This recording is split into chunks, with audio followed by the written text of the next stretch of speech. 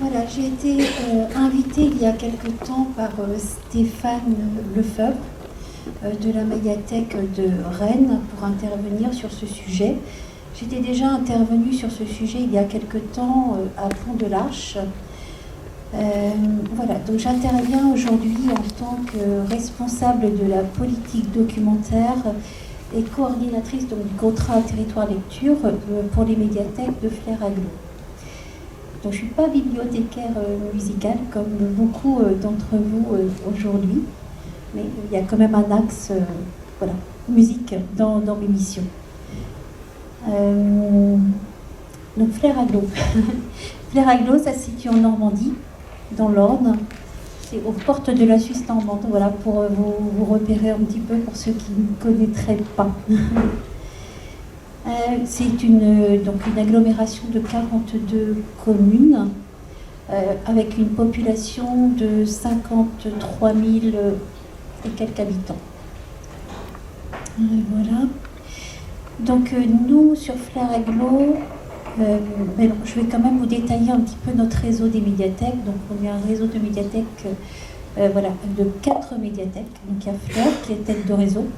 C'est la médiathèque dans laquelle je travaille. Ensuite, il y a la médiathèque de Briouze, de Belloux et de la Ferté-Massé. Voilà. Donc Flers, je vais parler essentiellement de celle pour laquelle je travaille. La médiathèque de Flers, donc elle est au cœur d'un centre culturel. Donc dans ce centre culturel, il y a le Conservatoire de musique, la Scène nationale, France Service et la médiathèque de Flers. Donc nous, on a mis en fait en place le prêt d'instruments de musique en décembre 2020. Donc il y a déjà quelques temps, on a un petit peu plus de recul que sur la médiathèque de Lyon. S'en est suivi très peu de temps après en fait un prêt d'objets culinaires, en fait des ustensiles de cuisine aussi. Voilà, ça me paraît un petit peu surprenant. Donc ça c'était, je vous dis tout à l'heure, c'était en septembre le prêt d'objets musicaux. Et en décembre, le prêt d'ustensiles de cuisine.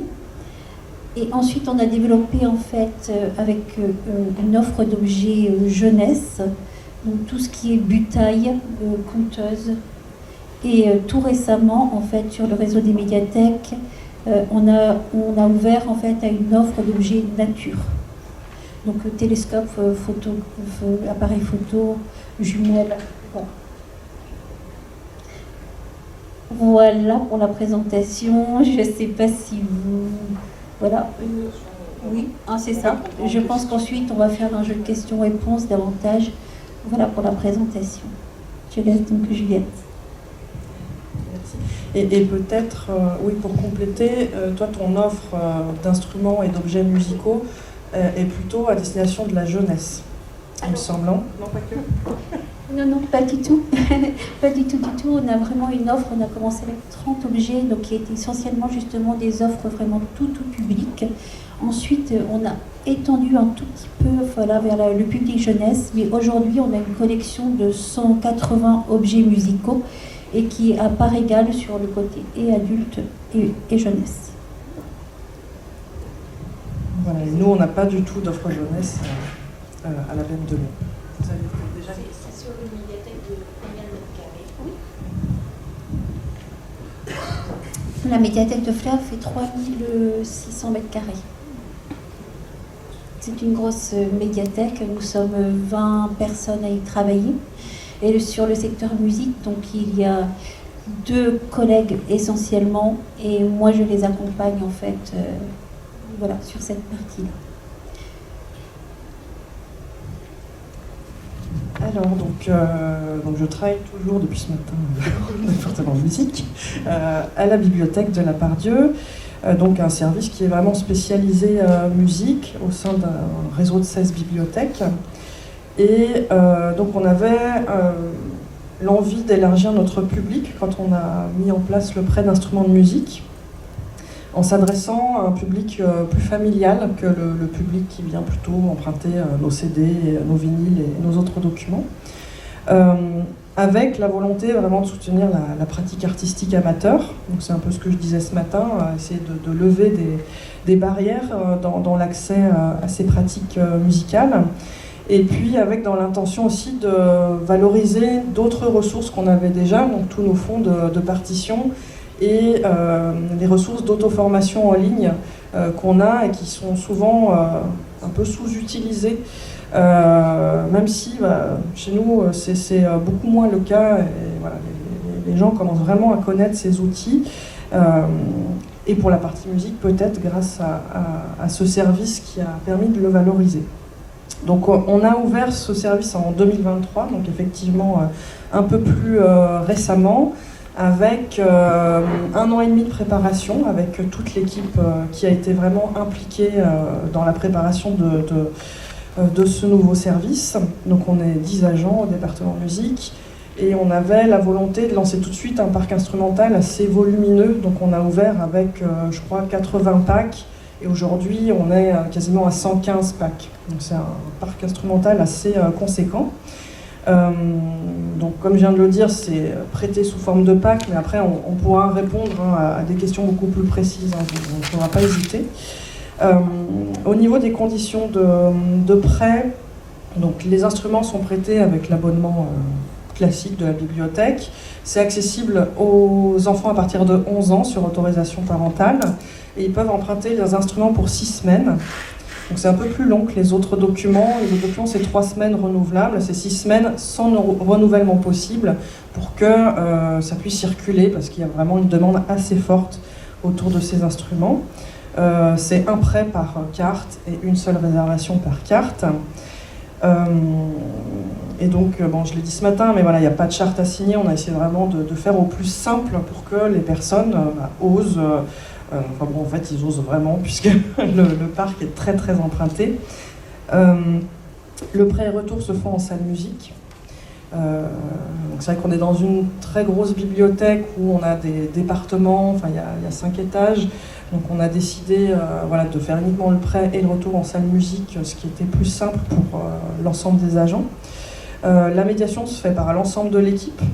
Au moment du prêt, voilà, on vous montrera des exemples de fiches qu'on utilise pour la circulation des instruments, mais aussi pour la médiation. Et peut-être pour vous parler plus du parc instrumental, mais là aussi je pense que vous aurez, j'espère, plein de questions. Donc on a choisi des instruments qui peuvent vraiment se découvrir en 6 semaines. En 6 semaines, on ne va pas devenir un virtuose, mais vraiment que ça puisse être agréable pour un usager de l'essayer. Donc que ce soit accessible pour des débutants, mais aussi pour des musiciens qui voudraient essayer d'autres types d'instruments. On a choisi des instruments qui soient assez robustes, parce qu'il y a quand même une utilisation qui n'est pas la même que voilà, quand on achète sa guitare et qu'elle est bien rangée chez soi. Donc là, il y a quand même un fort taux de rotation, et puis voilà, les gens les déplacent beaucoup. Donc c'est du milieu de gamme, on n'est pas sur des instruments premier prix qui seraient peu solides. Et aussi, un autre critère de choix d'achat, c'est des instruments qui ont une maintenance qui soit assez facile à faire, sur de la petite maintenance, donc des changements de cordes par exemple, et des maintenances qui restent abordables. Donc on a par exemple décidé de ne pas acheter de harpe celtique ou ce genre d'instruments qui peuvent être abordables en termes d'achat, mais voilà, un changement de corde voilà, est assez onéreux. Donc voilà, ça a été aussi dans les critères d'acquisition. Donc aujourd'hui, voilà, c'est un service qui fonctionne très bien, enfin, globalement dans les bibliothèques, ça fait une dizaine d'années maintenant qu'il y a du prêt d'instruments. C'est des services qui sont plébiscités par le public, ce qui peut parfois être une difficulté à la mise en place de ce type de service. Nous, on a dû agrandir très rapidement le parc instrumental, parce qu'on avait des instruments avec plus d'1 an d'attente, donc voilà, les gens sont patients quand même. Et du coup, ce matin, je parlais de taux de rotation pour un peu évaluer l'intérêt pour les instruments qu'on a. On utilise moins le taux de rotation, parce qu'en fait, ils sont tout le temps empruntés. Avec 6 semaines de prêt, voilà, il y a un moment, ça ne veut pas dire grand-chose. Donc, on utilise plutôt le nombre de réservations qu'il y a eu sur les instruments sur une année, ce qui nous permet de voir là où il y a plus de tension. Et aujourd'hui, donc, quand on rachète des instruments, soit c'est pour un peu diversifier l'offre, mais on arrive voilà, avec 115 instruments différents, c'est déjà une offre qui est assez complète, donc on est plus sur du multi-exemplaire. Voilà, on essaye de multiplier les exemplaires pour faire baisser la pression sur les réservations. Et donc, par exemple, pour vous donner le top des instruments qui sont attendus chez nous, donc on a le Térémini, qui est un instrument, voilà, peu de gens y ont accès, vont l'acheter pour l'essayer. Donc ça, c'est un instrument, au début on en avait un, aujourd'hui on en a 5, parce que vraiment, tout le monde a envie de l'essayer. Il y a un côté découverte, aussi familial, parce que c'est assez pointu, mais finalement c'est facile d'accès aussi pour un débutant ou quelqu'un qui a envie d'essayer. Tout ce qui est piano électronique, ça marche très bien. Les batteries électroniques aussi fonctionnent très bien. Donc nous on a fait un choix au départ, on était parti sur des batteries électroniques pliantes, assez volumineuses, qui nous apportaient pas mal de difficultés parce que voilà, il fallait trouver aussi une housse qui puisse contenir la batterie. En fait, ça n'existe pas dans le commerce. Donc, je suis devenue spécialiste dans les différents formats de bagages. et voilà, et au bout d'un an et demi, on a décidé de la sortir du parc instrumental parce qu'en fait, c'était une erreur, en tout cas d'acquisition. Et là, on s'est reporté plutôt sur des batteries électroniques compactes qui sont beaucoup plus faciles pour le transport. Dans les autres tops des demandes, on a tout ce qui est contrôleur DJ qui fonctionne très bien et la basse électrique aussi qui est plébiscitée. Donc voilà un petit peu pour le contexte, voilà, nos différents contextes de travail. On a balayé rapidement un peu tous les aspects que peut prendre ce prêt. Alors, Juliette est partie un petit peu dans sa présentation sur tout ce qui est un peu politique d'acquisition, ce que j'ai pas fait. Donc si vous voulez, je vais me permettre de compléter pour Flair Aglo, pour que vous ayez des éléments de comparaison. Autrement, ça aurait pas peu d'intérêt, mais en tout cas moins par rapport à l'atelier, puisque voilà, on compare quand même deux établissements qui sont complètement de taille différente. Voilà. Donc, je mets mes lunettes parce que il ne faudrait pas que j'oublie 2-3 choses que je voulais vous communiquer en fait à ce sujet. Donc en fait, à Flair Aglo, cette idée de développer en fait la collection d'objets musicaux, elle est née d'une idée assez simple. Donc c'était de passer de l'idée de collection en fait à vraiment de la pratique. On en a un petit peu parlé en fait tout à l'heure lors des différentes interventions. Mais ça venait de là, et aussi d'une impulsion de notre ancienne conservatrice, voilà, qui était très à l'affût de tout ce qui était innovant. Parce que, en fait, le prêt d'objets, c'est pas récent dans les médiathèques. Ça remonte déjà, je crois, à 2010. Il y en avait déjà dans certaines médiathèques parisiennes, où je crois que la toute première, ça devait être Mérignac. Enfin, je ne sais plus exactement, mais voilà, c'est pas tout récent, en fait. Voilà, donc parmi nos instruments, donc on propose donc des instruments de musique, mais aussi des objets sonores, donc des petits jouets en fait pour les plus jeunes, et du matériel d'écoute, donc des platines, des lecteurs. Voilà. Donc on avait fait volontairement donc un positionnement aussi d'initiation, de découverte, d'expérimentation en fait à offrir à nos publics sur cette histoire d'accessibilité en fait, vraiment c'était ça la démarche. Quoi vous dire d'autre? On a volontairement voulu que ça s'adresse aussi à un public vraiment très très large en fait. Je rejoins vraiment Juliette sur l'idée d'objets simples, robustes et puis donc facile à prendre en main parce qu'on n'a pas un public d'experts, quoique nous on est le conservatoire juste à proximité.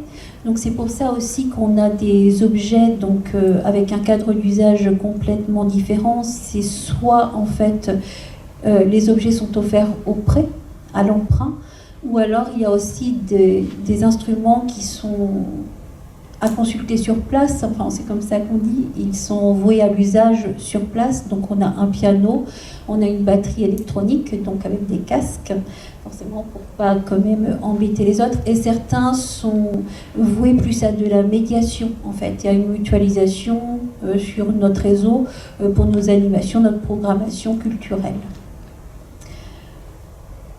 Voilà ce que je pourrais dire.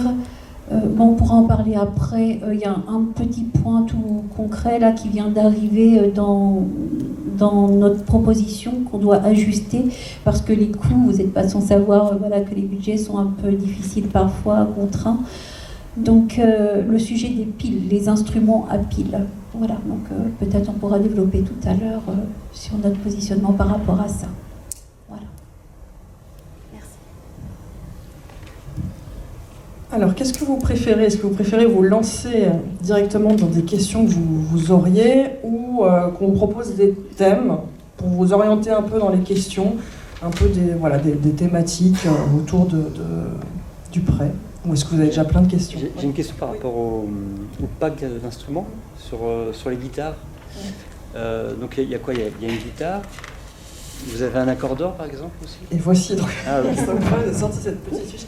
Alors oui, on n'est pas très IA et tout ça. Là, je dépose cette petite fiche matérielle devant vous. Donc ça nous sert à plein de choses. C'est ce qu'on appelle une fiche de circulation dans mon équipe.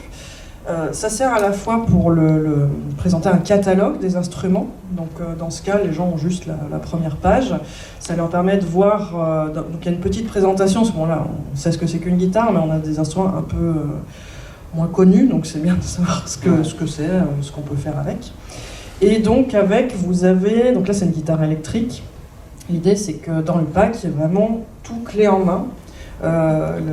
L'emprunteur n'a besoin d'aucun matériel supplémentaire chez lui.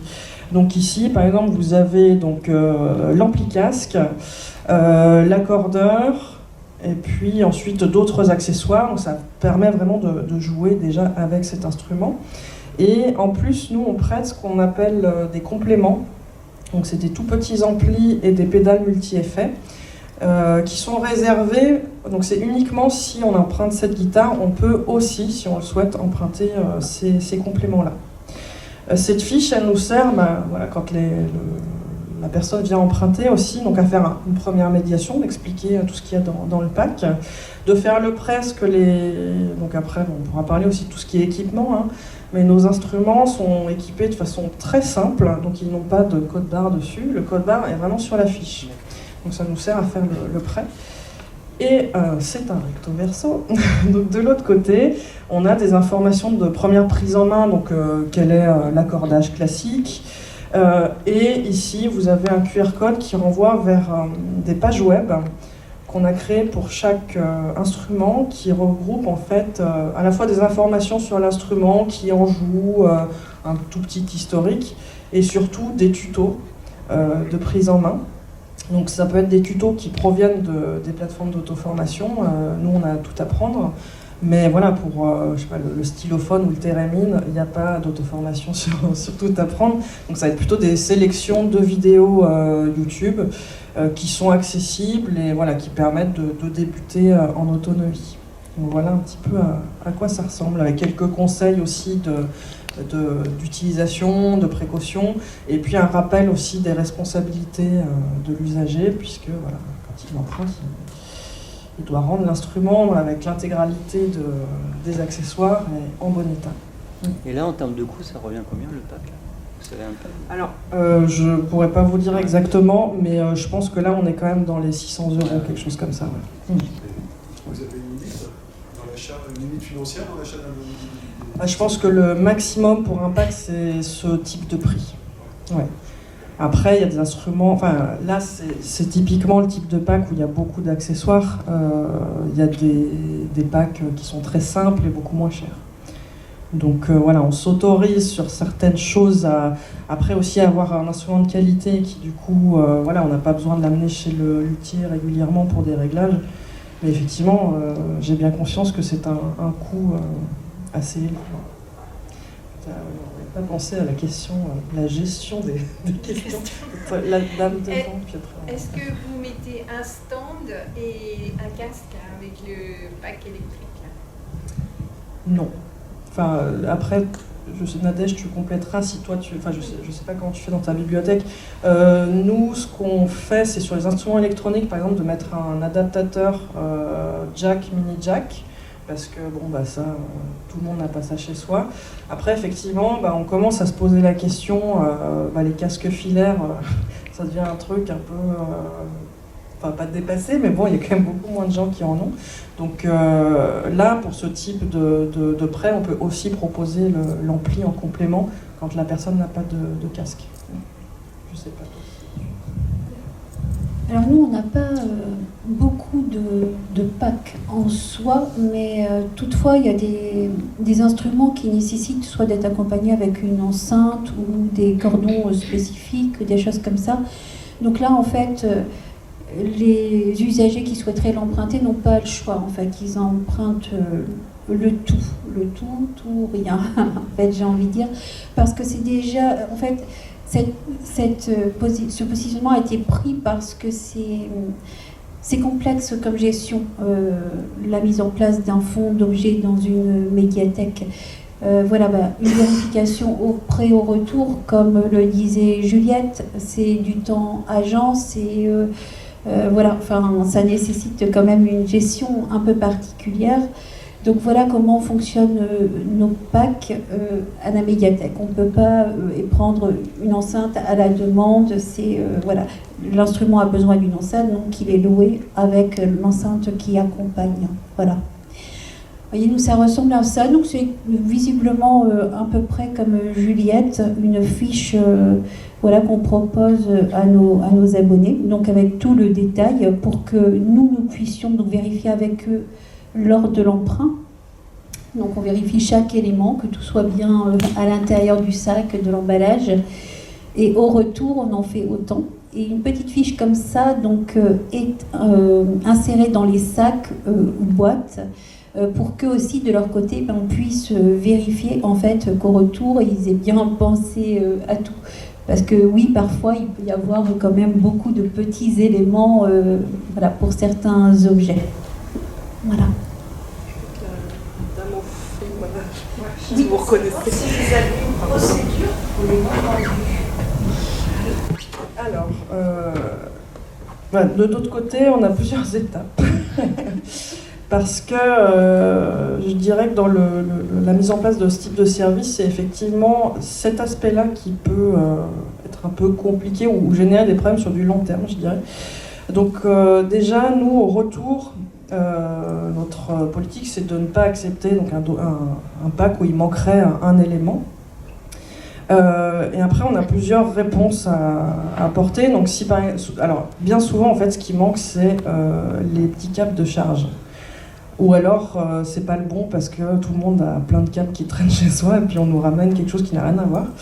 Donc là, dans ce cas, on demande à la personne de repartir avec le pack complet et de revenir avec un câble, qu'il en ait racheté un ou qu'il ait retrouvé celui qui manquait chez lui. Donc on essaye déjà d'avoir cette première intention. Ça se règle assez souvent comme ça, mais ça demande d'être assez vigilant au moment du retour et de la vérification.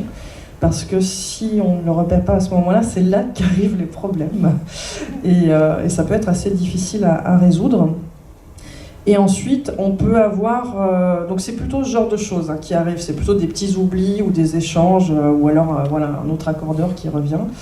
Par contre, pour des non-restitutions, eh bien, là, ça va être comme pour les autres documents. On va demander un remboursement, en fait. Alors ça peut être d'un élément, si la personne a perdu l'ampli casque de cette guitare, ou du pack complet. Alors c'est sûr que c'est pas la même chose que de rembourser un ouvrage à 20 €. Si la personne paye le pack, c'est beaucoup plus onéreux. Ça n'arrive pas tous les jours, bien heureusement, mais ça peut arriver. Enfin, nous, on a quelqu'un récemment qui avait, je crois qu'il s'était fait voler le contrôleur DJ et qui l'a remboursé. Voilà. Donc après, là, c'est des procédures internes à la bibliothèque, pour essayer. Alors on essaye la plupart du temps de récupérer l'instrument quand c'est des retards. Bon là c'était un cas particulier, donc c'est un remboursement. Après bon, ça revient pas forcément dans la caisse du département musique, hein, ça retourne à la ville de Lyon. Parce qu'en fait on a mis en place un service d'instrumentalisation, ça de près, on en a connu 18 à peu près, et sur la totalité on a 2 guitares qui sont disparues, qu'on n'arrive pas à récupérer. Voilà. Alors que on est vigilant sur le retour avec effectivement du petit matériel qui peut être oublié. Et là, c'est des instruments, donc des personnes pour un abonnement à 25 € l'année, pour voir la gratuité, on garde une guitare. Alors nous c'est vrai que donc par exemple moi à mon niveau je vais pas m'occuper, comme c'est un gros établissement il y a un service qui s'occupe aussi hein, de toutes ces procédures là et on va faire appel aussi au trésor public hein. Donc il y a un moment où voilà c'est une forme de pression voilà, quand la personne reçoit un courrier je crois que le marginal de faire appel au trésor public est assez compliqué. Oui donc là c'est vrai que dans notre situation voilà c'est quelque chose qui est déjà qui se met en place de toute façon dans nos procédures et qui permet d'avoir un retour, je pense, un peu plus rapide soit de l'instrument, soit d'un remboursement, parce que il y a une pression quand même supplémentaire. Et dans le cas où la personne a abîmé un instrument, une guitare, cassé. Est-ce que tu veux répondre ? Eh bien, en fait, ça va faire presque 6 ans que l'on prête des instruments de musique et au final il n'y a pas tant de casse que ça. Et quand il y a de la casse, en fait, je fais faire toujours plusieurs devis de réparation pour essayer de comparer, et proposer le remboursement de la réparation et non de l'instrument. Donc ça passe déjà beaucoup mieux au niveau de nos usagers. Emprunteurs en tout cas et voilà comment je fonctionne. Il nous est arrivé une fois qu'on ne nous ait pas restitué un document et effectivement nous sommes passés par le trésor public, nous n'avons pas récupéré l'instrument malgré tout, voilà donc oui, autrement pour la casse, j'essaie vraiment de faire comme ça. Et si jamais ce n'était pas faisable, pas réparable, on propose du coup à nos abonnés de passer via leur responsabilité civile. Voilà. Moi j'ai une question pour Juliette. Tu parlais des guitares électriques avec un prêt possible. Une pédale à effet en plus. Si une personne est déjà équipée d'une guitare chez lui, est-ce que la personne a possibilité quand même de demander à emprunter cette pédale? Non, on n'est pas sympa là-dessus. Non, mais on a fait ce choix parce que en fait on a beaucoup moins de pédales que de guitares électriques dans notre parc instrumental. Donc on est plutôt, moi j'ai demandé à l'équipe de plutôt être proactif sur le fait de proposer ces compléments aux gens qui empruntent des guitares, parce qu'au début c'était des choses qui ne marchaient pas. Les compléments ils restaient dans nos vitrines, ils n'étaient pas empruntés du tout. Donc on s'est dit, essayons de le proposer systématiquement pour voir si ça change quelque chose, et ça change vraiment quelque chose. Donc en fait elles sont tout le temps empruntées maintenant. Après ça demanderait... pourquoi pas de proposer, mais dans ce cas peut-être un autre type de parc de pédales d'effet, parce que là ce qu'on a choisi c'est des pédales multi-effets, vraiment dans l'idée de découvrir tout ce qui peut se faire, mais après je sais qu'il y a d'autres bibliothèques qui font d'autres choix, mais en tout cas chez nous. Et juste pour rebondir sur la question sur les dégradations d'instruments, nous ce qu'on a fait aussi quand on a préparé la mise en place du service, c'est d'essayer d'identifier par type d'instrument ce qui était de l'ordre de la responsabilité de l'emprunteur ou pas. Donc par exemple, une corde cassée, c'est pas grave, c'est pas à l'emprunteur de la changer, et donc là il ramène la guitare, on change la corde. Pareil, des petites griffures d'usage, ça c'est des choses qu'on accepte parce qu'en fait, c'est des instruments qui sont très empruntés, donc je trouve c'est important aussi d'avoir un peu un tableau de qu'est-ce qui va se passer dans la vie de cet instrument qui est normal. Et puis là, on m'a ramené une mandoline cassée en deux. Ouais, non, ça c'est moins normal. Et là, c'était pas réparable. Et donc oui, là, on a mis en place d'autres types de procédures. Mais du coup, je pense que c'est important aussi de se dire, comme pour un livre ou un CD, qu'est-ce qui est de l'ordre de l'usage normal d'un document qui circule entre de nombreux usagers. Sur les publics, vous avez dit tout à l'heure que l'objectif de ce prêt d'instrument, de ce service, nouveau service, c'était d'attirer du public plus familial. Je voulais savoir quelle médiation vous avez appliquée pour attirer ce public. Alors, déjà, on n'a pas eu besoin tout de suite de faire de médiation pour qu'ils viennent. Je le disais ce matin, on a un public vraiment masculin au département musique de cinquantaine. Ça je le dis pas juste quand je fais du service public, mais par les statistiques qu'on peut avoir. Et c'est vrai qu'avec le prêt d'instruments de musique, sur ce service de prêt, on a vraiment 50-50 hommes-femmes, avec un public beaucoup plus jeune, donc de trentenaire, quarantenaire. Donc voilà, c'est vraiment... Et on voit des familles qui viennent emprunter, donc c'est les adultes qui empruntent, mais ils viennent avec leurs enfants pour choisir. Donc je dirais qu'il n'y a pas pour l'instant de... Alors contrairement à Nadège, nous on n'a pas d'offre jeunesse. C'est pas qu'on n'aime pas les enfants, mais c'est qu'il y a un département jeunesse là où je travaille. En revanche, là moi je suis en train d'accompagner 3 autres bibliothèques du réseau dans la mise en place de ce service-là, avec une offre jeunesse aussi, parce que ça nécessite d'autres choix d'instruments et de médiation aussi. Et voilà, on a... C'est-à-dire que vous n'avez pas eu besoin de faire de médiation ? Non, en fait le service... vraiment à fonctionner tout seul tout de suite. Après, on a une offre de médiation autour, mais je dirais qu'il vient en plus. Elle n'est pas là. On n'a pas eu besoin de communiquer vraiment. Enfin, on a communiqué quand même. C'était mieux de dire qu'on faisait ça. Mais voilà, les gens sont venus. Quand on a ouvert le service, en fait, il y avait une file d'attente. Enfin, c'était complètement fou. Et est-ce que tu as constaté que les emprunteurs d'instruments, du coup, il y avait un usage qui passait sur les CD, qui découvraient CD, vinyles et autres, et qui, du coup, l'usage passait aussi sur l'emprunt dessus? Alors ça, c'est difficile à dire. C'est plus, je dirais, après, c'est quand on connaît son public. Enfin voilà, on a tous un public un peu d'habitués. Donc eux, ils vont plutôt faire l'inverse. C'est-à-dire que c'est un public qui utilisait les CD ou les vinyles et qui va tester les instruments de musique.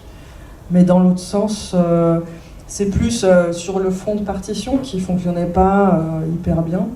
Où là, on a vraiment des gens qui viennent emprunter un instrument et qui nous demandent de leur montrer ce qu'on a, soit en termes de méthode, de partition physique dans nos collections. C'est plus ce type de documents qui vont mieux fonctionner, mais après, je ne saurais pas dire pour le CD ou le vinyle. Et vous avez un endroit dédié pour les instruments? Un endroit dédié pour... dans votre salle, un mobilier, oui. Des vitrines, etc. Oui, à l'intérieur, en fait, voilà. Notre médiathèque est conçue encore par Paul, donc espace jeunesse, espace adulte, espace musique, espace cinéma. Donc tout est entreposé, mis à la vue du public, en fait, en espace musique. D'accord. Donc on n'a pas acheté de mobilier spécifique. Par contre, on a travaillé sur de la récupération de mobilier, en fait. Et on a quelques vitrines vitrées qui ferment pour les objets qui seraient vraiment plus fragiles. En fait, tout ce qui est objet électronique. Voilà. Si, on a quand même acheté des portants pour les guitares, mais en fait ils sont souvent vides. Ça fait pas terrible, mais en fait les guitares sont toujours empruntées. Nous en avons 6, je crois. On vient d'acheter une guitare de gaucher et même celle-ci, elles sortent vraiment toutes avec vraiment, elles ne sont jamais là. On a un gros catalogue, je vous disais, 180 objets aujourd'hui, et on a l'impression que nos rayons sont vides. Donc ça prend pas beaucoup de place de prêter des instruments ou des objets, puisqu'ils ne sont jamais. Voilà. Et après, il y a toute une gestion quand même où dans une arrière-salle, on a dû installer des armoires pour tout ce qui est conditionnement, en fait. les sacs, les boîtes, tout ça, parce qu'autrement, il y en aurait partout. Et la gestion des réservations, des objets réservés également. Et je vois quand on prête le gros piano, et bien du coup, il faut de la place. Donc ça va qu'on a une salle où on a pu mettre tout ça. Voilà. Autrement, on se trouve vite débordé. C'est pas un livre sur une étagère, quoi. Voilà. Et vous avez aussi également des pupitres, des choses comme ça. À prêter Non, ça, on estime que les gens se débrouillent. Okay. Et peut-être pour compléter sur l'espace et le mobilier, alors moi je dis qu'on a plein d'instruments et tout, on a une toute petite salle, hein, vraiment au département musique, tellement petite qu'on a investi le couloir d'accès voilà, qui dessert les autres départements aussi, donc on s'étend petit à petit, d'année en année, en proposant des services un peu partout. Et donc pour le prêt d'instruments, on a fait construire des vitrines aussi, en demandant à ce qu'elles soient modulables. Donc c'est des vitrines dans lesquelles il y en a qui ont un format plutôt vertical avec un crochet à guitare. Et quand on n'a pas de guitare à exposer, en fait, on peut mettre une tablette et donc diviser la vitrine en deux et donc poser d'autres types d'instruments. Et en fait, nous, ce qu'on fait, c'est qu'on met en vitrine, en fait, c'est les instruments qui sont en attente d'être récupérés, ce qui sont réservés. Donc ça permet en fait de donner à voir tout le parc instrumental, mais ça change beaucoup, enfin tous les jours en fait. Et c'est des vitrines qui sont jamais vides. Et comme je le disais, c'est vrai qu'il n'y a pas besoin d'énormément de place. Nous, les seules fois où ça a été un petit peu compliqué en termes de stockage des instruments, c'est sur les périodes d'été, où les gens viennent pas parce qu'ils sont en vacances. Et on s'est retrouvé avec des instruments un petit peu partout dans les bureaux aussi. Ce qu'on a aussi en complément, c'est dans la partie bureau, c'est des Rolls fermés. Donc voilà, je sais pas si vous voyez ce que c'est des trucs un peu grillagés où on met juste un cadenas, donc c'est pas beau, c'est pas fait pour être mis en service public. Mais par contre, pour stocker voilà, des packs, donc là les instruments sont dans les housses prêts à être empruntés quand on les met là. Donc ça permet d'avoir un stockage supplémentaire. Mais par exemple, pour les bibliothèques avec lesquelles je travaille pour étendre ce service, elles n'ont pas forcément voilà, d'espace assez grand pour qu'on construise du mobilier. Donc on s'oriente plutôt sur des crochets à guitare qui seront accrochés au mur. On peut sécuriser, hein, on peut mettre une sorte de petit cadenas qui permet de ne pas partir avec la guitare. Donc ça permet de présenter des instruments dans la salle, ça peut être derrière la bande d'accueil. Il y a des stands aussi, je crois que toi tu as plutôt des stands sur pied pour les guitares, donc qui sont posés sur le sol. Voilà, donc il faut savoir que ça n'existe pas du mobilier spécifique aux instruments de musique. On est allé même dans des magasins, eux-mêmes n'ont pas de mobilier, donc ils bidouillent aussi des choses qui existent. Donc voilà, il y a plein de petites astuces. Ça coûte pas très cher, hein, un crochet à guitare, ça peut se fixer dans une armoire que vous avez ou que vous achetez pour cette occasion, quoi. Et comme je vous disais, en fait, comme il y a une forte rotation, on a un collègue en fait spécialisé dans le numérique qui nous avait mis en place en fait un écran, et sur cet écran en fait défilait notre catalogue pour inviter les gens à pouvoir réserver et avoir une visibilité sur l'ensemble Eux, ils vont plutôt faire l'inverse, c'est-à-dire que c'est un public qui utilisait les CD ou les vinyles et qui va tester les instruments de musique.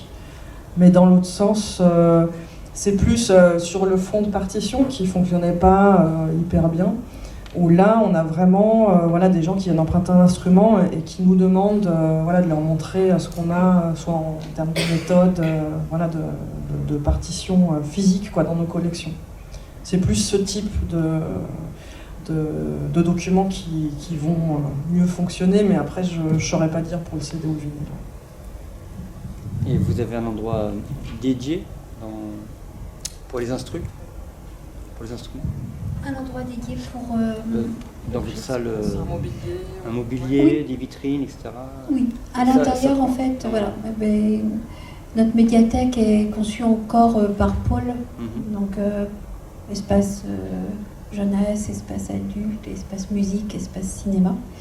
Donc tout est entreposé, enfin mis à la vue du public en fait en espace musique. D'accord. Donc on n'a pas acheté de mobilier spécifique. Par contre, on a travaillé sur de la récupération de mobilier en fait, et on a quelques vitrines vitrées qui ferment pour les objets qui seraient vraiment plus fragiles. En fait, tout ce qui est objet électronique. Voilà.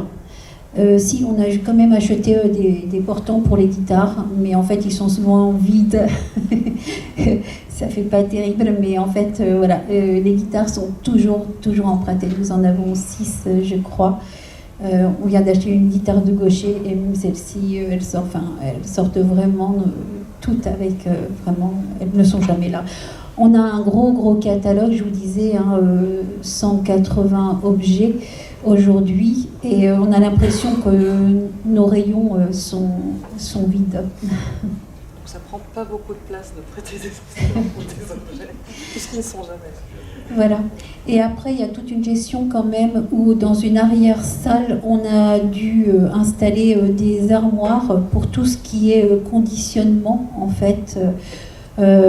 Les sacs, les boîtes, tout ça, parce qu'autrement, il y en aurait partout. Et la gestion des réservations, des objets réservés également. Et je vois quand on prête le gros piano, et bien du coup, il faut de la place. Donc ça va qu'on a une salle où on a pu mettre tout ça. Voilà. Autrement, on se trouve vite débordé. C'est pas un livre sur une étagère, quoi. Voilà. Et vous avez aussi également des pupitres, des choses comme ça? À prêter? Non, ça, on estime que les gens se débrouillent. Okay. Et peut-être pour compléter sur l'espace et le mobilier, alors moi je dis qu'on a plein d'instruments et tout, on a une toute petite salle, vraiment, au département musique.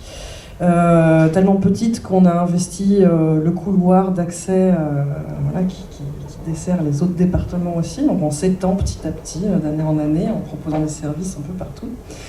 Et donc pour le prêt d'instruments, on a fait construire des vitrines aussi, en demandant à ce qu'elles soient modulables. Donc c'est des vitrines dans lesquelles il y en a qui ont un format plutôt vertical avec un crochet à guitare. Et quand on n'a pas de guitare à exposer, en fait, on peut mettre une tablette et donc diviser la vitrine en deux et donc poser d'autres types d'instruments. Et en fait, nous, ce qu'on fait, c'est qu'on met en vitrine, en fait, c'est les instruments qui sont en attente d'être récupérés, ce qui sont réservés. Donc ça permet en fait de donner à voir tout le parc instrumental, mais ça change beaucoup, enfin tous les jours en fait. Et c'est des vitrines qui sont jamais vides. Et comme je le disais, c'est vrai qu'il n'y a pas besoin d'énormément de place. Nous, les seules fois où ça a été un petit peu compliqué en termes de stockage des instruments, c'est sur les périodes d'été, où les gens ne viennent pas parce qu'ils sont en vacances. Et on s'est retrouvé avec des instruments un petit peu partout dans les bureaux aussi. Ce qu'on a aussi en complément, c'est dans la partie bureau, c'est des Rolls fermés. Donc voilà, je ne sais pas si vous voyez ce que c'est des trucs un peu grillagés où on met juste un cadenas, donc c'est pas beau, c'est pas fait pour être mis en service public. Mais par contre, pour stocker voilà, des packs, donc là les instruments sont dans les housses prêts à être empruntés quand on les met là. Donc ça permet d'avoir un stockage supplémentaire. Mais par exemple, pour les bibliothèques avec lesquelles je travaille pour étendre ce service, elles n'ont pas forcément voilà, d'espace assez grand pour qu'on construise du mobilier. Donc on s'oriente plutôt sur des crochets à guitare qui seront accrochés au mur, qu'on peut sécuriser, hein, on peut mettre une sorte de petit cadenas qui permet de ne pas partir avec la guitare. Donc ça permet de présenter des instruments dans la salle, ça peut être derrière la banque d'accueil. Il y a des stands aussi, je crois que toi tu as plutôt des stands sur pied pour les guitares, donc qui sont posés sur le sol. Voilà, donc il faut savoir que ça n'existe pas du mobilier spécifique aux instruments de musique. On est allé même dans des magasins, eux-mêmes n'ont pas de mobilier, donc ils bidouillent aussi des choses qui existent. Donc voilà, il y a plein de petites astuces, ça coûte pas très cher, hein, un crochet à guitare, ça peut se fixer dans une armoire que vous avez ou que vous achetez pour cette occasion, quoi.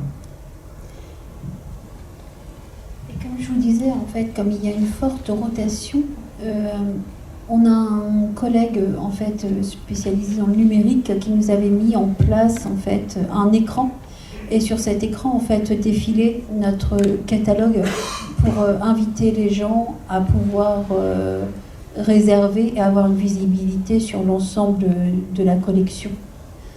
Voilà. Et puis autrement on a un classeur version papier aussi pour que les gens puissent feuilleter. Mais parce que autrement il y a des instruments dont les gens n'auraient pas forcément connaissance. Bien sûr ça apparaît aussi sur le site des médiathèques, mais tout le monde ne se sert pas du site des médiathèques. Enfin, voilà, ça dépend vraiment. Si on veut vraiment servir l'ensemble des personnes, eh bien on passe par différents canaux. Voilà, communication. Est-ce que c'est pour des médiathèques? Vous les faites circuler dans les différentes médiathèques ou comment vous le faites? Oui. Voilà, nous avons une navette en fait tous les mercredis matins. Donc c'est un système de réservation, et par exemple si un objet est réservé sur la médiathèque de Belmont-en-Oulme, eh bien on met l'objet dans cette navette qui le dirige vers la médiathèque du réseau. Ça tombe pas, enfin ça craint pas? Ben non, en fait, et puis on a des caisses en fait pour les installer, voilà. Et du coup, tout le personnel du réseau est formé pour vérifier l'état des instruments de musique, parce que si l'instrument part dans une bibliothèque, il sera rendu certainement dans cette médiathèque-là avant de revenir sur son site d'origine. C'est ça, donc toutes les équipes sont sensibilisées. Après, je dirais que c'est quand même essentiellement la médiathèque de Flers qui fait le check au retour, même si les collègues, par exemple, c'est prêté sur la médiathèque de Briouze, notre collègue nous dit tiens, j'ai eu un souci, il manque ce cordon, elle nous le signale en fait. Voilà. Et après, c'est pris en charge par les collègues, les 3 collègues dont je vous parlais au tout début, qui s'occupent en fait de cette gestion. Je vous demande, dès le début du projet, et comment on va monter ce beau projet et proposer à la direction et aux élus? Je trouve dès le début en fait. Est-ce que c'est compliqué? Est-ce qu'il faut démarrer avec le minimum de budget? Est-ce que ça a été accepté tout de suite? Parce que là, c'est depuis 2020 ou au-delà. Maintenant, le budget est de plus en plus difficile. Est-ce que vous avez des astuces ou des conseils? Et juste pour compléter, est-ce qu'il y a des subventions qui sont possibles? Alors, oui, nous on n'a pas bénéficié de subventions, mais parce que je crois, ça n'avait pas été demandé au moment. Par contre, nous avons commencé avec un budget assez confortable de 6 000 € pour lancer ce projet autour des objets d'instruments de musique. Et au niveau des élus, eh bien, c'était la bibliothécaire en place qui avait fait toutes les démarches, mais je crois que ça a été assez simple en fait, pour elle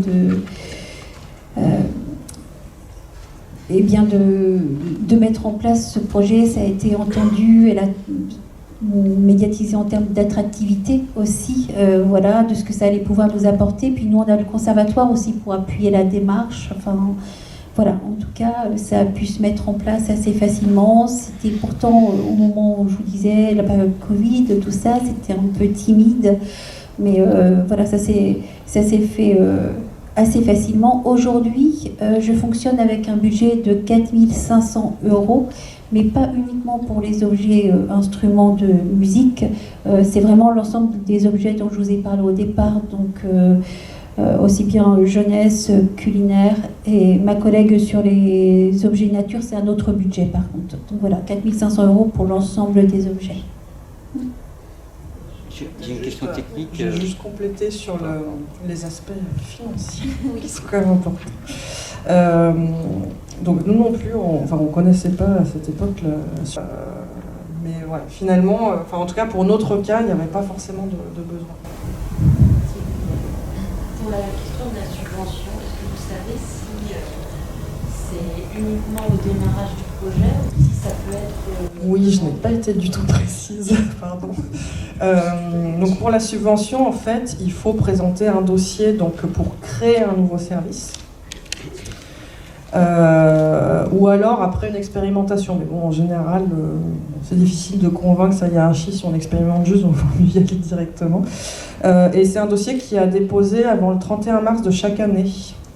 Donc c'est avant le 31 mars de chaque année pour un déblocage des fonds à l'automne suivant. Donc c'est vrai que c'est intéressant, mais il faut quand même l'inclure un peu dans son calendrier. Après, je vous invite, voilà, si vous avez ce type de projet, à vous rapprocher de votre DRAC régional qui pourra vraiment vous donner les informations à ce sujet, quoi. Pour le pré-retour, est-ce que le retour vous le faites en 2 temps, c'est-à-dire un premier temps, vous vérifiez qu'il y a tous les items dans le pack et ensuite vous vérifiez de votre côté que tout fonctionne? Vous testez ou pas? Non. On fait une seule vérif. Voilà, de la complétude de l'instrument. Après, il y a une vérification visuelle pour voir s'il n'y a pas un problème, par exemple une mandoline cassée en deux, on voit assez vite. Mais voilà, et après, donc pour les instruments électroniques, pour certains, on les réinitialise pour qu'ils soient sur les... C'est assez simple, hein, mais nous, ce qu'on s'est fait, c'est une sorte de manuel. Chaque collègue, voilà, si l'instrument revient, sait qu'il faut appuyer sur tel bouton. Ça permet de remettre les paramètres constructeurs et du coup, l'usager suivant se dit pas, ce truc ne marche pas. Et ensuite, on compte sur le fait que s'il y a un souci, l'usager va nous appeler en disant que ça ne fonctionne pas. Et parfois, ça peut être juste un paramétrage qui marche plus, quoi, enfin qui n'est pas bien fait. Donc les amplis, vous vérifiez pas s'ils sont pas grillés, Non. Non, mais c'est vrai qu'enfin... Après, je pense qu'on a tous... on cherche du temps. Donc la vérification, c'est pas quelque chose de très long, mais ça prend quand même un peu de temps sur d'autres choses aussi. Donc non, on s'épargne ça, mais comme pour les CD, je dirais, hein, quelqu'un va chez lui, le CD il saute. Bon, soit il appelle s'il est vraiment hyper motivé, ou il ramène. On privilégie ça. Je pense qu'il y a un élément auquel vous pensez aussi, c'est à bien détailler le contenu de ce que vous fournissez et de le détailler le plus précisément possible. Je pense notamment sur les fiches, moi je trouve qu'il est important de mettre les photos de vraiment tout ce qu'on prête. Pourquoi? Parce qu'il y a beaucoup d'éléments et souvent on retrouve des cours des erreurs. Je pense notamment à tout ce qui est alimentation électrique. Ouais. Les gens, des fois, mettent les mauvais transpos sur un piano et le piano il marche. Nous, on les numérote maintenant. Ouais. Donc il faut vraiment préciser. On a décidé de numéroter les transfos et ce genre de choses qui, ils se ressemblent tous, hein, franchement. Donc après avoir eu quelques déconvenues, parce que c'est vrai qu'une photo d'un adaptateur secteur ressemble à une autre photo d'adaptateur secteur. Donc on les a numérotés pour aussi pas passer 3 heures à se poser des questions. Par contre, on avait discuté avec Nadège, c'est quand même une partie, je trouve, où c'est là où on peut avoir des difficultés, c'est justement la vérification est assez rapide finalement si on a les bons outils. Il n'y a pas besoin non plus d'être hyper calé ou formé. Si il y a les outils avec des visuels, tout le monde peut le faire. Par contre, ça demande quand même d'être concentré et de vraiment tout vérifier. Et nous, les principaux problèmes qu'on a sur le prêt d'instruments, c'est des oublis, on n'a pas bien vérifié au retour et ensuite ça peut occasionner quand même des grosses difficultés parce que ça oblige à bloquer le pack parce qu'il manque un truc. Parfois c'est un tout petit truc mais bon, on va pas le reprêter comme ça et le temps de le récupérer c'est très compliqué. Donc ça nous demande quand même un suivi au niveau de l'équipe avec des rappels parfois très récurrents sur des oublis ou des choses qui ont été pas vérifiées assez précisément et où après ça peut être très problématique, même des inversions d'instruments. Vous les achetez où les instruments? On va peut-être répondre aux piles, voilà. Qui accompagnent certains appareils. La question des piles. Oui, dites-moi. Comment vous procédez? Pour les piles? Oui, alors la décision a été prise tout récemment en fait par la directrice de la médiathèque de ne plus prêter les piles avec les instruments, les objets, quels qu'ils soient, qui nécessitent des piles, sauf pour les piles un peu plus spécifiques, vous voyez les piles boutons, nous prenons encore en charge. Et donc pour les piles AA classiques, en fait, on va médiatiser auprès du public, en fait, pour une question de coût. Voilà, nous prêterons 100 piles. Et par contre, nous allons très certainement, et ça c'est une idée que Juliette m'avait soufflée, en fait, prêter un chargeur, voilà, avec les instruments qui le nécessiteraient et à la demande, en fait. Voilà, oui, voilà, oui. Parce qu'on avait voilà, quelque chose tout clé en main. Les gens ils sont habitués en fait depuis 2020 à prendre les instruments avec des piles, ça, ils l'emmènent chez eux, ça fonctionne. Et là, avec cette nouvelle voilà, règle qui vient d'arriver, on a décidé du coup de s'emparer de l'idée de Lyon qu'on a trouvée plutôt bonne, voilà, pour permettre d'offrir quand même un service de qualité. Voilà. Sur les piles, il y a aussi pas mal d'instruments où il y a le choix, enfin, par exemple des pédales d'effet.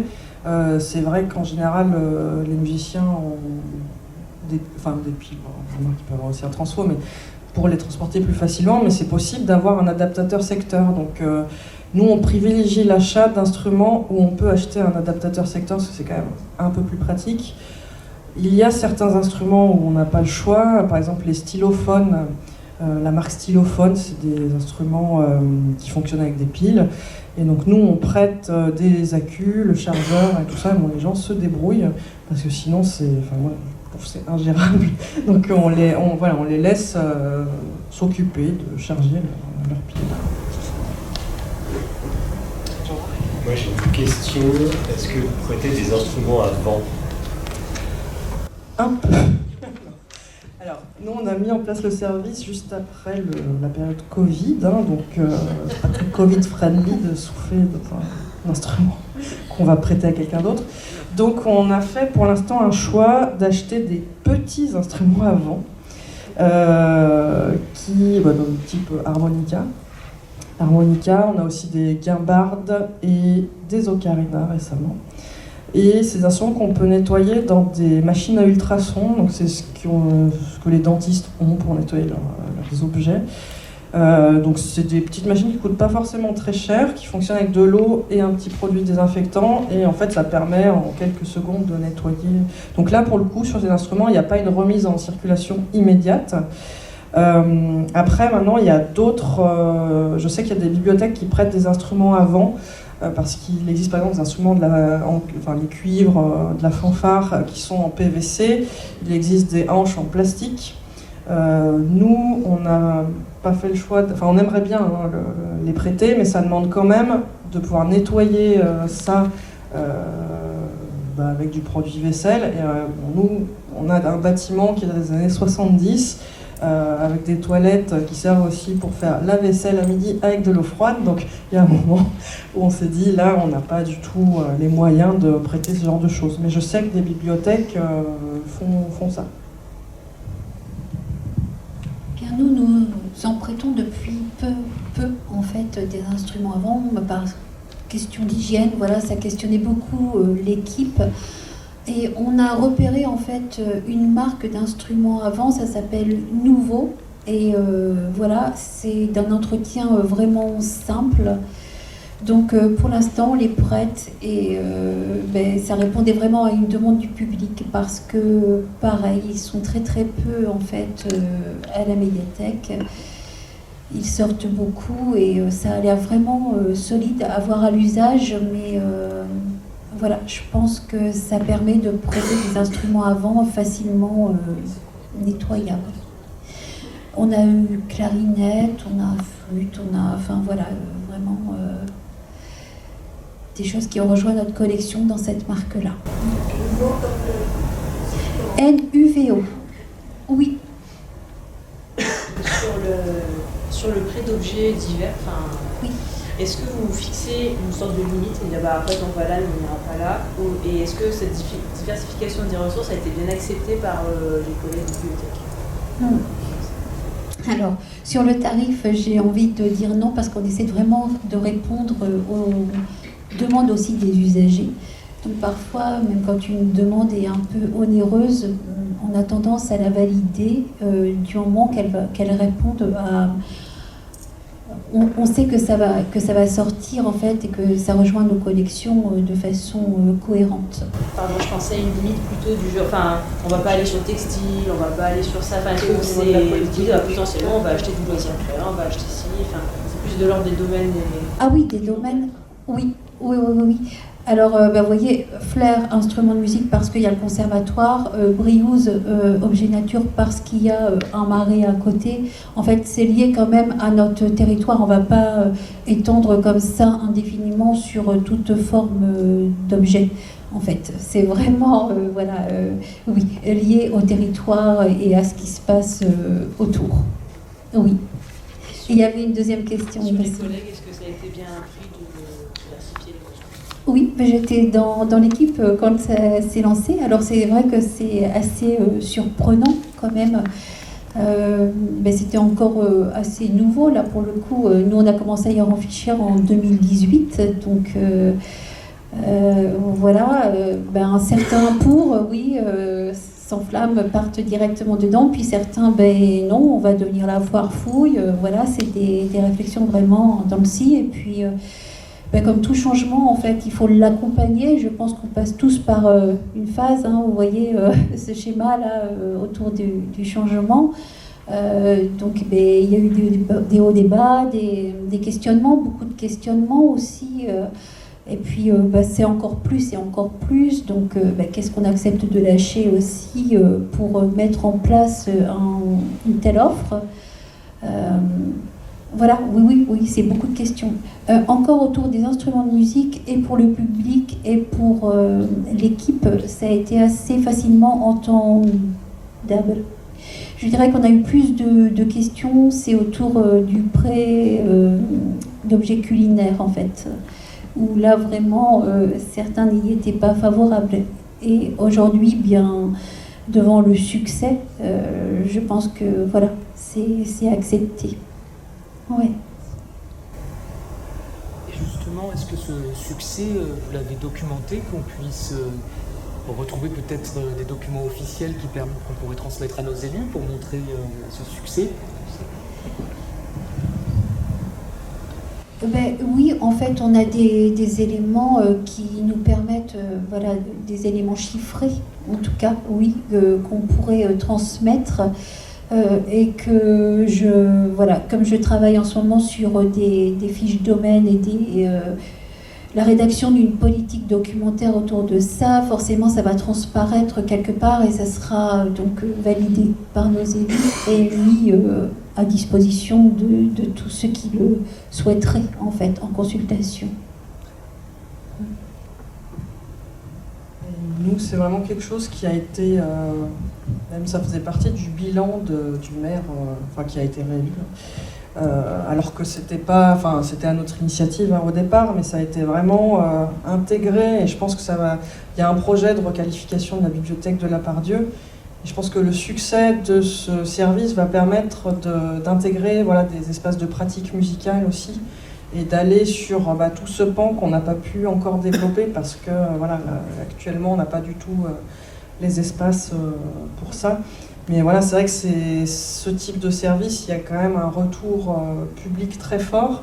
Nous on a eu la presse aussi, les journaux télé qui sont venus à l'ouverture. Enfin, il y a des répercussions quand même sur l'image de la bibliothèque qui sont assez fortes.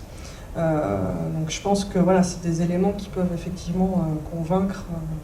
Si je peux compléter, juste également, en fait, on reçoit beaucoup de scolaires, d'associations, etc. En fait, autour de ça, ça va aussi de bouche à oreille. Et c'est aussi comme ça que se mesure le succès quand on en entend parler autour de nous, de l'offre des médiathèques. C'est à travers toute la médiation aussi que l'on peut mettre en place. Je crois que ça peut rayonner et prendre sens sur une collectivité. Moi, je pense que c'est, pour revenir sur ce que tu dis, c'est un projet qui est très politiquement vendeur. Et en fait, comme toi à Lyon, tu disais, ton maire l'a récupéré. C'est un peu le même cas aussi chez nous. Je parle de Montreuil. Le maire réélu là, vient de s'engager sur une politique de développement de la création pour les jeunes publics avec la volonté de développer le prêt d'instruments. Après, ça correspond à une réalité qui est la pratique musicale amateur en France, et je pense que si vous avez des projets de développement de ce service au sein des médiathèques, c'est un axe sur lequel il faut vachement jouer. C'est une réalité, la pratique amateur musicale en France, et les bibliothèques, par le prêt d'instruments, répondent à cela, et ça, c'est un argument politique qui s'est bien entendre les élus. Après, je pense que c'est important, quand on veut convaincre aussi, de montrer ce qui peut être fait. Enfin, voilà, c'est un type de service qui existe depuis maintenant une dizaine d'années. Moi, je peux partager, j'avais fait un benchmark, donc il n'y a aucun souci pour partager ces données-là. Et sur l'impact que ça a, même sur le public, je pense qu'un élu ne sera jamais opposé au fait que ça attire plus les familles, les jeunes, les ados. Je pense que ça peut être des arguments assez intéressants. Vous disiez tout à l'heure qu'il n'y avait pas nécessairement besoin de médiation pour faire fonctionner ce service, mais vous faites malgré tout des actions pour promouvoir ça, et lesquelles? Alors, nous, quand on a mis en place le service, en fait, on avait fait un travail aussi de cartographie pour essayer de ne pas rentrer en concurrence, en fait, avec des partenaires ou des acteurs autour de la pratique musicale. Donc on s'est positionné à un endroit où il y avait personne qui faisait ça, donc on n'est pas sur de la pratique individuelle, on ne va pas faire de cours d'initiation, ce genre de choses. On reste vraiment sur de la découverte. Donc chaque année, en fait, on propose des ateliers de découverte, souvent autour d'esthétique, c'est pas autour d'un instrument. Ça va être, on va découvrir la batucada ou les instruments de relaxation. Donc ça permet de mettre en avant notre parc instrumental, mais sans être dans quelque chose de plus avancé. Ou ça peut être, comme je le disais ce matin, en écho à une expo sur la techno, où là on était vraiment sur le sampler. Mais là aussi c'était de la découverte avec toujours un aspect très collectif. On ne demande pas aux gens d'avoir des connaissances ou d'avoir déjà joué d'un instrument. Il faut vraiment que tout le monde puisse trouver son compte, même s'il est grand débutant. Par rapport à ça, vous gardez un petit fonds animation, puisque ça tourne beaucoup le temps de récupérer l'instrument à bout de l'atelier. Alors non. Non, ça serait bien. Ça serait bien qu'on ait un fonds pour l'animation. Le problème, c'est que du coup, il faudrait quasiment avoir tous les instruments, parce que on a envie de faire des choses sur tous les types d'esthétique de musique. Donc ça dépend. Parfois, par exemple sur la relaxation, on avait essayé de réserver des instruments pour les avoir à ce moment-là. Pour la résidence autour des musiques électroniques, là, on a acheté quelques instruments, parce que il n'y avait pas besoin de beaucoup d'instruments pour faire ces ateliers-là. Et on n'a actuellement pas de parc de médiation, et c'est quelque chose qu'on aimerait peut-être développer. On aimerait bien aussi développer un parc tourné sur l'accessibilité, parce que c'est un public qu'on aimerait aussi toucher. On a beaucoup travaillé sur ces questions pour notre exposition, et c'est quelque chose qu'on voudrait développer avec notre référente accessibilité. Donc en tout cas, c'est en réflexion, mais pour l'instant, on les a pas. C'est vous qui intervenez sur ces ateliers ou non, c'est des intervenants extérieurs. Sur Flair à Glou, en fait, c'est les deux, j'ai envie de dire. Soit on fait appel à des intervenants extérieurs, soit mes 3 collègues en fait en charge de cette collection présentent en fait. On met pas les nouveautés au fil de l'eau. En fait, on attend d'avoir un certain nombre d'objets arrivés. Pour les présenter déjà à l'équipe, et puis à l'ensemble de l'équipe, et puis ensuite à notre public, en fait. Leur parler de comment fonctionne l'instrument qu'on vient d'acheter, etc., de la sensibilisation. On fait ça également auprès de notre public régulièrement autour des animations et des programmations culturelles. Ce genre de médiation. Par exemple, on a acheté un instrument de musique qui s'appelle la Dulcie, et on a fait venir en fait le concepteur. C'est un petit peu en fonction des occasions qui se présentent aussi, on fait venir des intervenants pour faire de la médiation de temps en temps. Pas assez à mon goût, mais voilà. Vous avez tenté des objets musicaux, des instruments musicaux pour enfants qui sont plus proches, je dirais, de l'éveil musical. Je pense à une petite cloche, une place à l'asilo, les bâtons, tout ça. Vous avez pas... Oui, on a tout ça dans nos collections, tout à fait. Actuellement, justement, oui. Est-ce qu'il faut passer... Eh bien, ça a vraiment permis de faire prendre de l'ampleur à cette collection auprès des associations, des structures de la petite enfance, etc.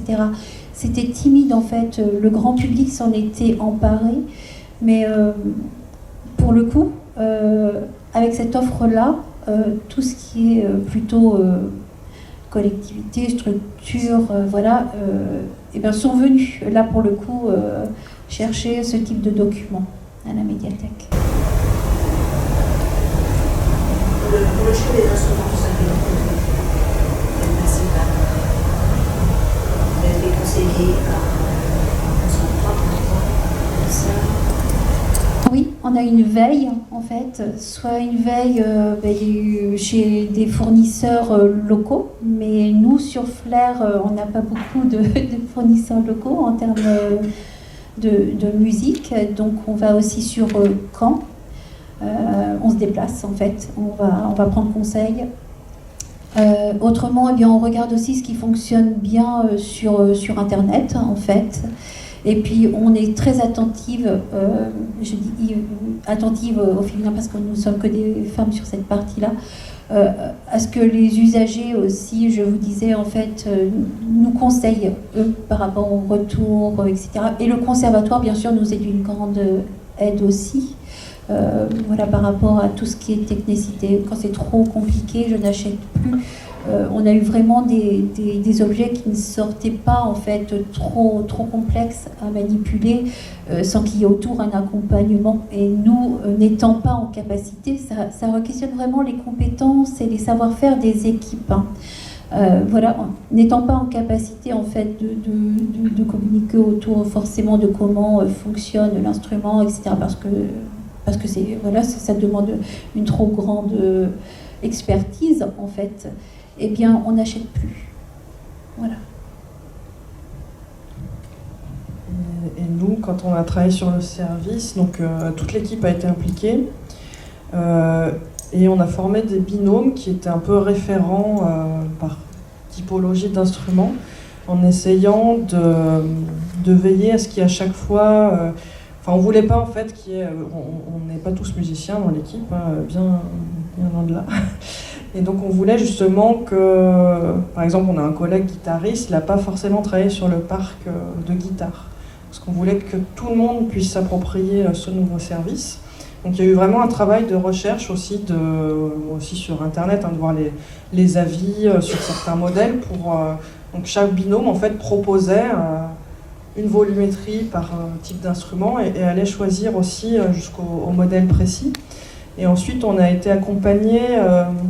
Donc à Lyon, on a un petit peu plus de fournisseurs, mais pas beaucoup plus, hein, parce que ça ferme un peu partout, hein, les magasins d'instruments de musique. Mais on a un fournisseur local qui s'appelle Luc Divine, qui fait aussi des éditions musicales. Et ils ont leur magasin à Lyon, donc ça, on a cette chance-là. Et ils sont super, donc ils ont pu vraiment nous accompagner en fait, dans des choix, ou nous dire, voilà, vous allez sur cet instrument-là. Par exemple, on voulait acheter des ouds, ils nous l'ont déconseillé pour des questions de fragilité. Enfin voilà, ils nous ont beaucoup aidé là-dessus. Et ils ont pu aussi nous préparer. Donc pour le premier parc instrumental qu'on a ouvert, ils nous ont vraiment préparé les packs avec tous les accessoires dedans.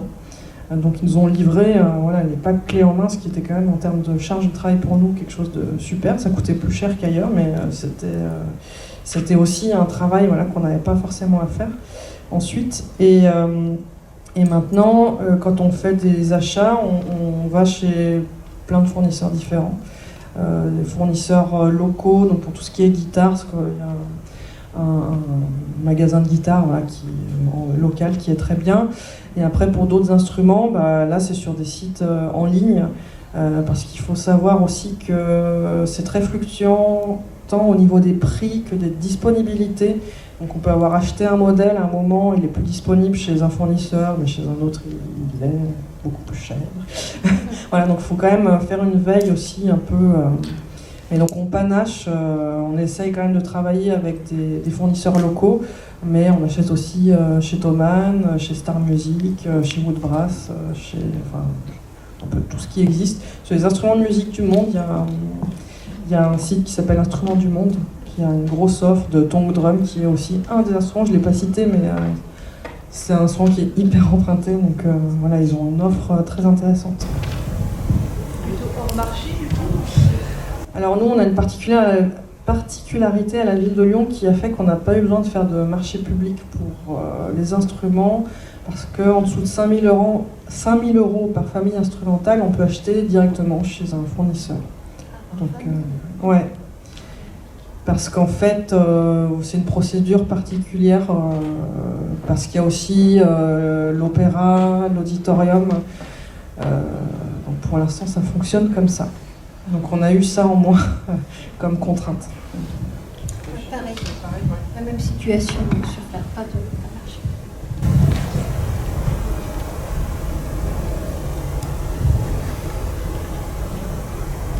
Par exemple, je reste sur cette histoire de marché. On peut avoir un budget global d'instruments à 6005, mais tant que dans ce budget global, il y a par exemple 5 guitares et qu'on s'est divisé comme ça, des claviers, des machins, là c'est bon, on n'a pas besoin Pour nous, c'est le cas. Ok.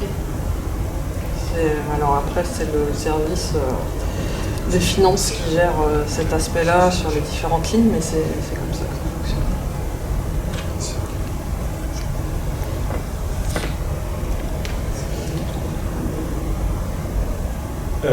Moi j'ai une question pour les instruments par rapport droitier-gaucher. Est-ce qu'il y a une proportion à suivre? Est-ce que c'est 5 guitares droitier pour une gaucher? Pareil pour les guitares basses. Bravo. Alors, nous, on a fait le choix effectivement d'avoir sur les guitares et les basses des instruments gauchers, et d'avoir aussi des modèles plus petits, notamment pour les basses, et enfin pour les guitares aussi. Donc là, pour s'adresser plutôt aux ados ou aux femmes ou à des gens qui ont envie d'un instrument plus petit, parce que c'est plus agréable à jouer peut-être. Mais pour les gauchers, par contre, c'est quand même des instruments qui sont assez souvent disponibles et qui parfois sont empruntés par des droitiers parce que les autres sont empruntés mais ils veulent quand même le prendre. Donc bon, non, mais je dirais qu'il faut en avoir parce que c'est important pour la découverte, mais il n'y a pas besoin d'en avoir trop, quoi. Donc nous, c'est une guitare électrique, une guitare classique et une basse électrique. Moi j'avais une question, vous avez fait le choix de fonctionner par réservation. Nous on a fait le choix inverse en fait, que ce soit pas réservable parce qu'il y a trop de demandes et sinon on bloquerait l'instrument un peu trop longtemps avec les réservations au détriment du prêt. Ça me gêne pas. Enfin, moi, je trouve ça intéressant du coup d'avoir un autre point de vue. C'est vrai que ça nous semblait difficile en fait de mettre en place déjà qu'il y a quelques conditions de prêt qui sont un peu différentes des autres documents. On voulait pas non plus rajouter trop de spécificité à ce service-là, donc c'est aussi pour ça que les réservations sont faisables là-dessus. Il y a quand même des instruments disponibles, parfois. Bon, ils ne restent pas très longtemps dans la vitrine, on met un petit panneau disponible et ils repartent vite. Mais non, on n'avait pas pensé, en tout cas, on n'a pas pensé à cette possibilité-là, mais du coup, c'est intéressant de voir que ça peut être fait autrement ailleurs. Eh bien, sur Flair, en fait, il n'y a pas de distinction. En fait, on emprunte comme un autre document, donc c'est un mois tous les documents. Voilà, il n'y a vraiment rien de spécifique. Par contre, c'est un objet par carte. Voilà. Parce que autrement, déjà que... Mais oui, je trouve la réflexion assez intéressante et elle mérite de s'interroger peut-être. Oui. vous avez un conventionnement pour tout ce qui est partenaire crèche, école, ce genre de choses? Non, ils s'empruntent avec une carte collectivité. Mais voilà. Au départ, on avait une charte à signer, en fait, au niveau de l'espace musique. Voilà, ça fonctionnait comme ça. Et puis maintenant, elle est intégrée au règlement intérieur. Donc les gens signent en même temps que le règlement intérieur les conditions que nous avons établies pour le prêt des objets.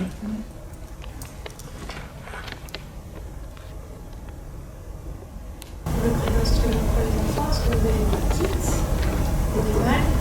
Oui. J'ai une question, si vous aviez parlé d'objets sonores, autres que les instruments,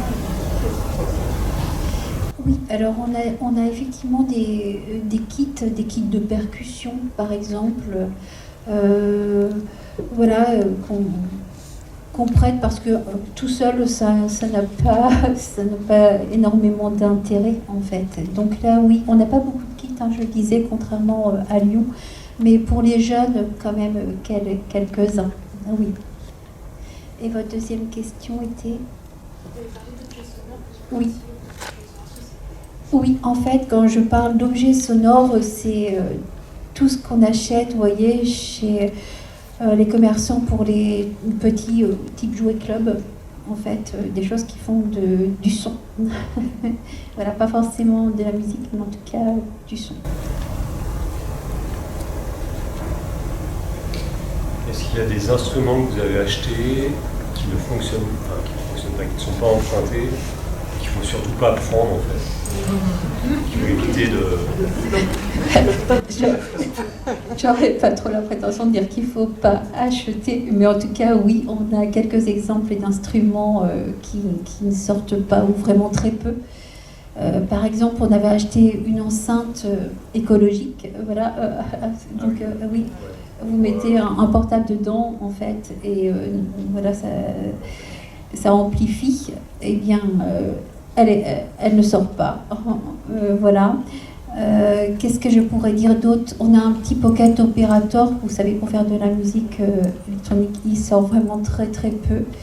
Les gens, je crois qu'il faudrait qu'on prenne le temps vraiment de faire de l'accompagnement, en fait, sur ce type d'objet pour que ça puisse sortir. Mais comme ça, là, non, ça sort pas. Ce qui sort vraiment énormément, c'est tout ce qui est musique bien-être, en fait, entre guillemets, les tongs, les bols tibétains, les guitares, je vous disais, tout ce qui est clavier également. Les instruments avant qu'on vient d'installer, là, et qui sortent beaucoup également. Les platines vinyles, on en a racheté une parce qu'il y avait de la demande autour. Maintenant, on nous demande des lecteurs de DVD pour les films. Donc, on va en acheter 2 là, prochainement. Voilà quoi. Ah oui. Ah oui, et puis il y a quand même tout ce qui est vraiment dans les collections pour les enfants. Il y a des choses très fragiles et je ne suis plus mes collègues dessus parce que, par exemple, des petits accordéons là. Qui sont...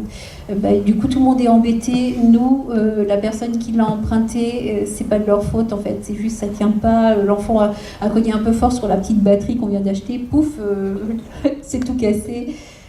Voilà, dans ces cas-là, j'ai pas fait rembourser. C'est débrouillé autrement. Pour les flops, je pense que ça dépend un peu du public qu'on a en fait. Quand j'avais contacté des bibliothèques justement pour avoir un peu des infos sur ce qu'ils prêtaient, selon les bibliothèques, c'était quand même pas les mêmes instruments. Après, comme je le disais ce matin, tout ce qui est percussion, c'est quand même moins emprunté parce qu'il y a la question de... ça fait plus de bruit qu'un instrument qu'on peut jouer au casque. Donc c'est des choses qu'il faut penser. Ça ne veut pas dire de ne pas en avoir, mais il n'y a pas besoin d'avoir trop d'instruments à percussion. Donc je disais tout à l'heure, la batterie électronique, c'était pas un flop dans le sens où en fait c'était l'instrument le plus réservé, mais qui n'était pas du tout adapté à ce type de service. Et tous les instruments en fait qui sont très peu onéreux, comme l'ocarina, en fait les gens ils disent que c'est pas très intéressant d'emprunter ça, je pense. Donc ça tourne beaucoup moins. Ou ça tourne parce que c'est disponible, il n'y a plus que ça et que les gens se disent je vais le prendre quand même. Voilà. Après, je dirais qu'il n'y a pas vraiment d'instruments qui n'ont pas fonctionné. La mandoline, par exemple, dans les instruments à cordes, est moins empruntée que le reste parce que c'est quand même plus complexe, même en termes d'accordage, un peu plus de cordes. Donc voilà, ce genre de choses, il faut quand même... tout à l'heure, Agathe posait la question un peu du cadre qu'on se donne. Nous, on arrive un peu, je pense, au bout de la diversité qu'on peut proposer. On est en train de rédiger une fiche domaine en fait pour vraiment déjà faire un peu un bilan parce que bon, ça marche très bien, mais ça n'empêche pas de faire un bilan du service pour aussi se dire où est-ce qu'on va dans les prochaines années en termes d'instruments proposés. Parce qu'il y a des personnes qui nous font régulièrement des suggestions d'achat. Parfois on dit oui, mais il faut que ça reste quand même des instruments qui rentrent dans nos critères, que je disais tout à l'heure, d'un instrument qui... on n'a pas envie que ce soit juste parce que voilà, la personne a envie d'essayer une guitare super complexe et très chère et qui peut pas... voilà. Donc on veut vraiment se donner un cadre pour pas aller dans tous les sens non plus. Et pareil, on va limiter cette collection en fait. Vous voyez, là, on est arrivé à 180 instruments. C'est OK en fait. À un moment, et on tout va le monde pourra en travailler... avoir là. Voilà, sur du réassort, du désherbage, ce qui ne fonctionne pas. Voilà. Vous avez déjà demandé de violon, Alors nous, on l'a évoqué, mais justement, le fait qu'on soit assez clair sur notre positionnement d'instruments pour des débutants, vraiment des amateurs, on a de fait éliminé toute cette famille d'instruments qui requiert quand même d'avoir un minimum d'accompagnement, qui demande... Il y a la question de l'accordage aussi. Par exemple, pour le oud, on continue à chercher des solutions pour prêter un oud, et on a vu des modèles où ce qui peut poser problème, c'est d'avoir des clés en bois, comme pour les instruments du quatuor à cordes ou le oud, parce que pour quelqu'un de débutant, c'est très compliqué. Donc il y a des ouds, par exemple, où il y a des mécaniques comme sur les guitares, où ça va être plus simple. C'est pareil, une petite harpe, j'ai parlé de la question de la maintenance, mais même en termes d'accordage, pour moi c'est impossible de prêter une harpe avec je sais pas combien de cordes. Même si on prête un accordeur, quelqu'un qui n'a jamais fait ça, elle ne va pas pouvoir s'amuser. Bon, nous encore moins, je pense. Donc c'est important, je pense, d'avoir ce cadre-là qui permette aussi de dire non, on va pas... Après, ça permet quand même il y a une très grande diversité. En plus, il y a des nouveaux instruments qui apparaissent tout le temps. Donc voilà, il y a quand même beaucoup de choses qu'on peut prêter. Oui, nous on a un violon. Mais parce que le conservatoire dispense des cours de violon en fait.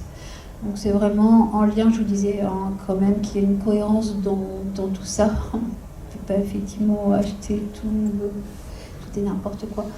Et là nous allons être formés, donc moi plus mes 3 collègues, pour changer les cordes par un professeur du conservatoire de musique à proximité. Déjà sur cette partie-là, on va faire un grand ouf. Voilà, ça évitera que les instruments restent de côté trop longtemps. Parce qu'il y a une collègue qui sait le faire, mais elle sait le faire par exemple sur les guitares classiques, mais après il y a des spécificités, voilà, quand il parle sur les modèles. Donc je suis plutôt satisfaite de cette perspective en fait qui arrive et qui va nous permettre de souffler un peu. Quand on a lancé le service, nous, on a demandé une formation sur mesure pour l'ensemble de l'équipe. Donc là, c'est justement Luc Divine qui a pu nous proposer cette formation. En fait, il nous a présenté l'ensemble des instruments et donc on a filmé cette formation, parce qu'on avait demandé à ce qu'il change toutes les cordes devant nous pour qu'on puisse voir comment ça... Parce que c'est vrai que il y a un modèle de guitare, c'est vrai que si on avait su que les cordes se changeaient comme ça, on ne l'aurait pas pris. Mais voilà, ça nous permet aussi de nous reporter à ces vidéos quand on a besoin de changer une corde. Et l'ensemble de l'équipe le fait. Alors après, on ne se met pas la pression sur changer en 5 minutes. Parfois, voilà, on va mettre l'instrument de côté et puis le lendemain, faire ça tranquillement pour le remettre en circulation. Mais voilà, tout le monde est en mesure. Mais là aussi, c'est voilà, mettre un cadre sur la maintenance. Nous, on s'est dit que toute l'équipe devait être capable de faire ça. Parce que, voilà, encore une fois, s'il n'y a qu'une personne qui sait changer une corde et qu'elle est absente, c'est un peu embêtant de bloquer un instrument. Par contre, voilà, on ne va pas aller sur des maintenances plus complexes qui demandent d'être vraiment spécialisées, quoi. Il est déjà 18h02. Je ne sais pas s'il y a une dernière question, mais en tout cas, je pense qu'on a... Enfin, nous, on avait préparé des thématiques, mais finalement, il n'y en a pas eu besoin. Je pense qu'on a vu vraiment l'ensemble des aspects. Après, n'hésitez pas à vous rapprocher de la CIM quand vous avez envie de développer ce type de projet. On peut vraiment vous aider aussi, que ce soit dans le partage d'outils, dans le partage d'expériences, ou voilà, dans des conseils. Enfin, tout à l'heure, on parlait de comment convaincre aussi de mettre en place ce type de service. Donc on peut tout à fait être ressource. N'hésitez pas, voilà, à nous contacter pour ça. On avait fait un bibliogris en fait avec BPI qui retrace un petit peu tout l'historique de notre parcours sur Fleur à vélo autour du prêt d'objets. Si vous avez cette curiosité, c'est possible aussi. Ça complète. Oui. Sur le site de la CIM, voilà. il y a aussi une vidéo, enfin plusieurs même vidéos. C'est ça. En fait, ça a été assez médiatisé et on retrouve des éléments voilà, par-ci par-là. Mais celui-là, il est bien en fait, le document avec la BPI parce que il retrace vraiment en fait le projet. Voilà. Sur le site, ce serait peut-être intéressant aussi d'avoir justement vos retours et fiches dont vous êtes... Alors je crois que la fiche, je l'avais déjà mise, mais je la remettrai. Mais il n'y a aucun problème aussi pour partager, quand je dis le partage d'outils, voilà, nous on est une équipe de 10 où on est spécialisé musique. Je suis sollicitée régulièrement par d'autres bibliothèques qui vont avoir moins de moyens humains aussi à consacrer à ce type de projet et avec lesquels je partage voilà, le document qui peut être modifiable, transposable directement dans la bibliothèque ou des listes d'instruments. Enfin voilà, il n'y a aucun problème aussi pour être dans ce soutien-là et économiser aussi du temps. Même si chacun a son territoire et son propre public, donc il faut adapter ça à son environnement, mais voilà, on peut être là en soutien. Eh bien, je vous remercie tous. Je ne sais pas si vous voulez pas... Merci Nadège d'avoir accepté l'invitation.